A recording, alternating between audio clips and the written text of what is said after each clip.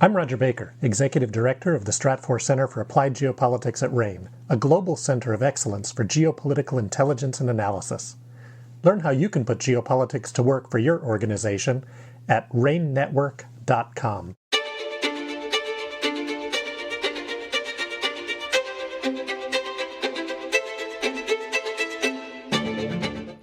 Hello and welcome to RANE's Essential Geopolitics podcast. In August, Bangladesh's Prime Minister Sheikh Hasina was overthrown following student protests. 4 months later, Bangladesh's current interim government now has the opportunity to form a new political system. Here to give us an outlook for the country's political and security landscape going forward is RANE's South Asia analyst, Misha Iqbal. Hi Misha, how are you? I'm good, how are you? I'm good. Can you start by explaining what happened in August and the events that have unfolded since then?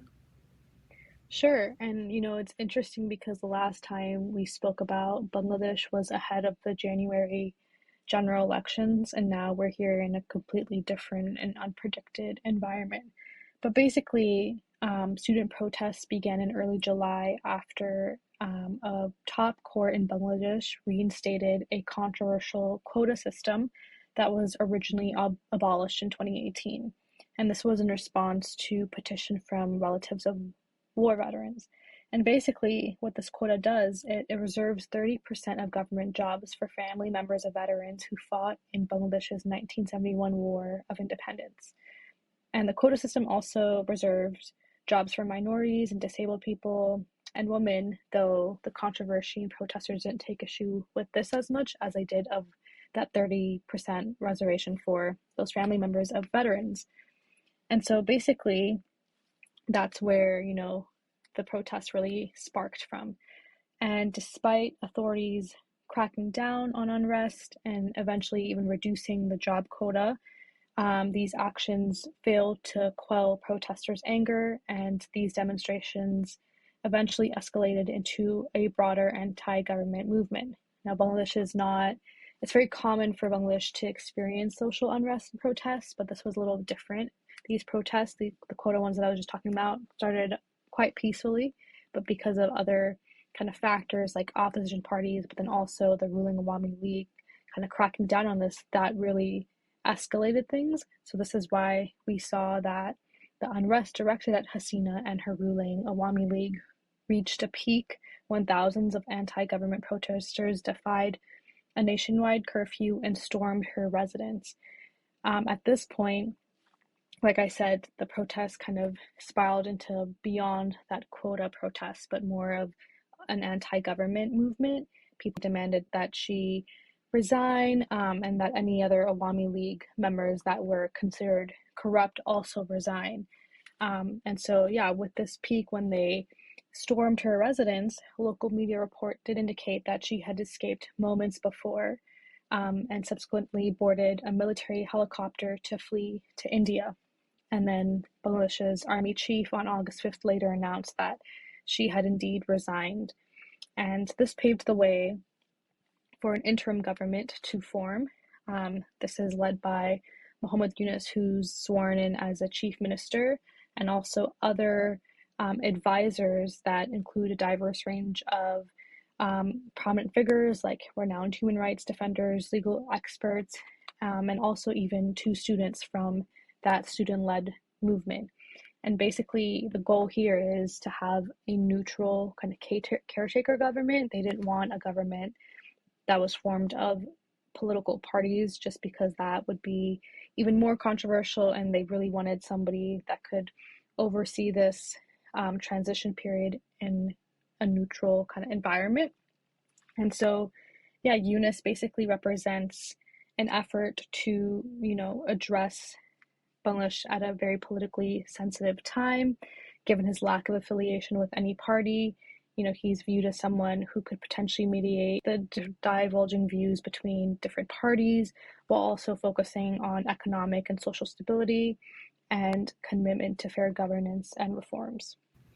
Can you give some background on how the Awami League came to power and what made them so unpopular in recent years?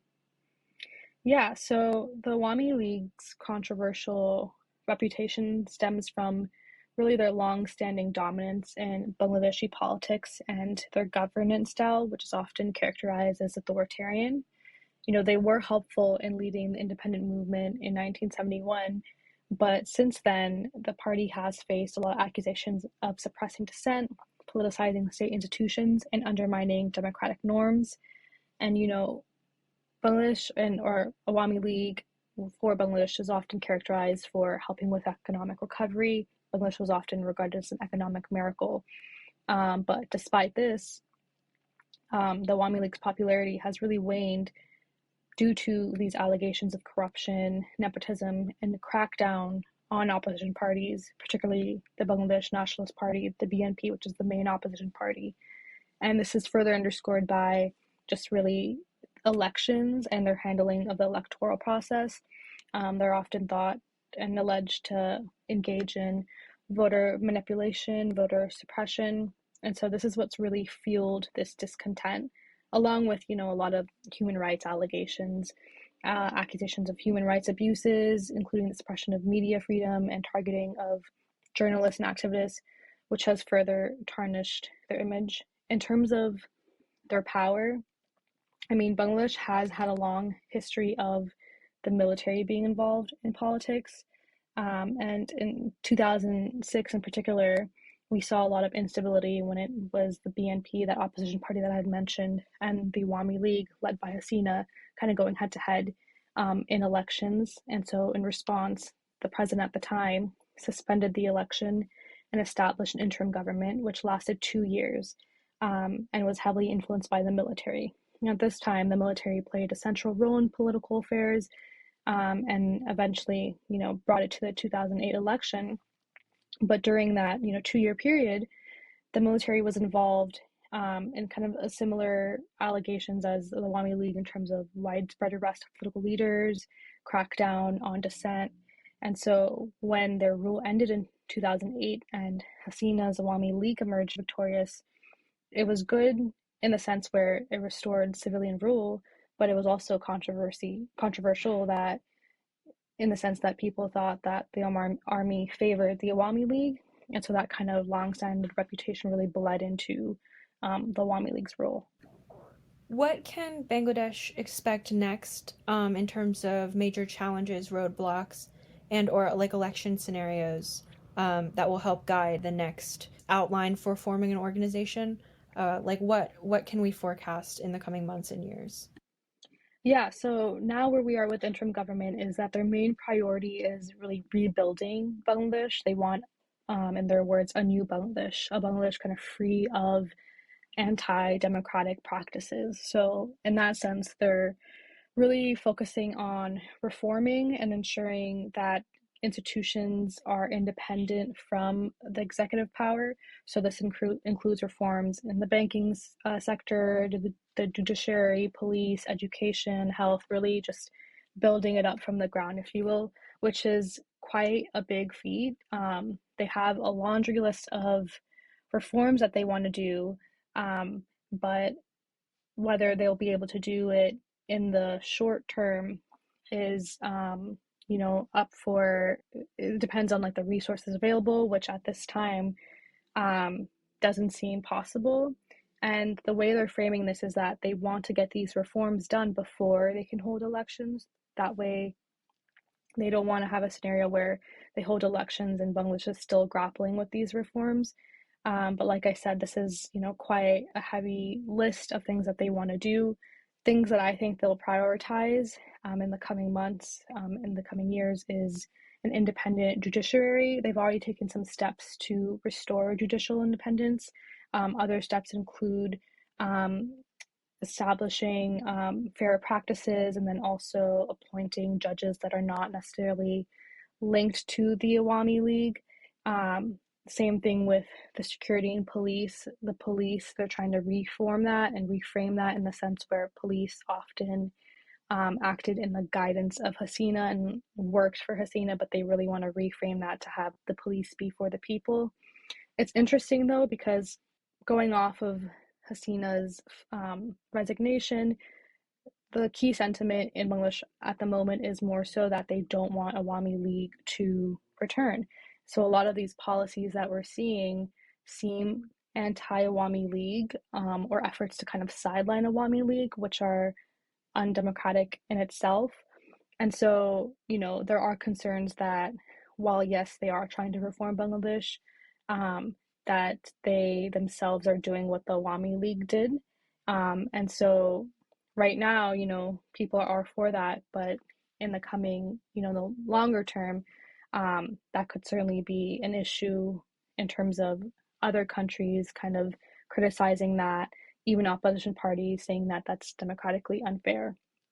But other things that they're focusing on is also economic policy right now. Again, it's kind of revolving around corruption and good governance. But Bangladesh is also grappling with a lot of economic challenges. Those protests that they had did destabilize the economy. So we'll see some economic policies that kind of get Bangladesh back on its feet, just in terms of tackling inflation and restoring some of those lost foreign exchange reserves. But in terms of your question on the election, so I kind of got to this earlier, but there's two scenarios. One where elections happen, and that would, enhance democracy, and, they would make sure it's conducted in a free and fair manner, and, restore confidence, not only among like the population, but also investors. And so we will likely see some sort of policy continuity there in terms of continuing to reform Bangladesh. But like I said before, the Awami League factor in this definitely is a lingering one. Just because they're making efforts to kind of get rid of corruption, that has again turned into a more broad anti-Awami League movement. So we could see a scenario where, the Awami League stage protests and there's more kind of destabilizing unrest because of, again, them sidelining the Awami League. Now, if they don't happen, which in my forecast, I don't think they will happen this year. If the government, especially as the government, if they fail to implement these really important reforms, and then on top of that, these elections being delayed, that could really, again, spark some unrest and protests with the country, especially if there's no improvement. And this could, the interim government is currently working with the army, and so in a worst case scenario, this could push Bangladesh towards authoritarianism. I don't think we're at that point right now, but the reason why I'm saying that I don't think they're going to happen is because there's a lot of reforms that need to be done, and they haven't really given a clear election guideline, and two, it seems like they're keen on staying in power for now. So just to summarize, there's risk with both these scenarios if they hold elections too quickly, if they wait too long. But it's really contingent on how Bangladesh goes about implementing these reforms. These reforms are hefty, but they're, framing it as very necessary for them to happen. What do these changes mean on an international level? Will there be any outside governments or organizations that will help fund or provide resources for the long list of reforms that Bangladesh has to accomplish? And since Sheikh Hasina has fled to India, what does that mean for Bangladesh-India relations?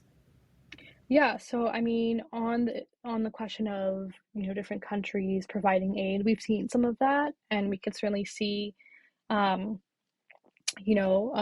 of that coming, but it also depends on how, the interim government goes on about how they're implementing these reforms, right? Like I said, if they're gonna sideline the Awami League, even though the Awami League is the one that like kind of created this unrest, doing that is still kind of undemocratic and unfair. So that could elicit some concern, some criticism, but I don't think it's to the point where different governments will, enact sanctions or disrupt, trade relations, but it certainly could be a source of tension. And on the Bangladesh-India front, I mean, the Bangladesh-India relationship is interesting because under Hasina, India was very close to Bangladesh, and that was more so because Hasina often sympathized with a lot of Indian concerns, specifically regarding Bangladesh's relationship with China. And so what we're seeing now is the interim government take more of a balanced approach to that. We are seeing some tensions right now, just in terms of the Hindu community experiencing some um, unrest in Bangladesh, and allegations of violence against that community. And India has kind of stepped in and offered concern. And there's also an incident where, in protest of the arrest of a Hindu leader in Bangladesh, Indian citizens in India raided the Bangladesh consulate. So there are some pockets of concern here, and some strain, especially since Hasina is still in India, and Bangladesh asked that they cooperate in her trial and bringing her over to Bangladesh. But I don't think it's to the point where it's going to severely disrupt trade. It's going to severely disrupt their relationship. I think right now they're going to continue talking through diplomatic channels, especially for Bangladesh. They're at such a politically sensitive environment right now that they can't really afford to risk any relationship. So I think, both India and Bangladesh are keen on trying to remain cordial and trying to work through this. For India as well, the issue is more border security. With a destabilized Bangladesh, you have more threats on your border, illegal migration and whatnot. So both of them are keen on keeping this relationship and working through it. So right now, while there are some sticking points, I don't think it's to the point where it'll destabilize the relationship. Well, thank you so much for speaking with me today, Misha. That was very informative, and I look forward to hearing more from you as this develops. Thank you. For more risk insights and analyses, visit ranenetwork.com, where you can learn more about our suite of risk intelligence products and solutions. That's RANE network.com. Thanks for listening.